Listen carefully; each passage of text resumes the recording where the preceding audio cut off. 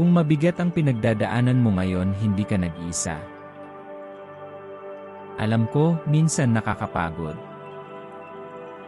Minsan gusto mo nang sumuko. Pero tandaan mo, hindi basihan ang problema para sukatin ang halaga mo. Lahat ng sugat, gumagaling.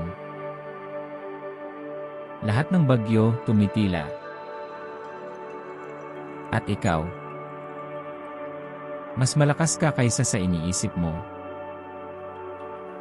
Kaya kapit lang. Hindi ka natutumba, nabubuo ka. Isang araw, pasasalamatan mo ang sarili mo dahil hindi ka sumuko.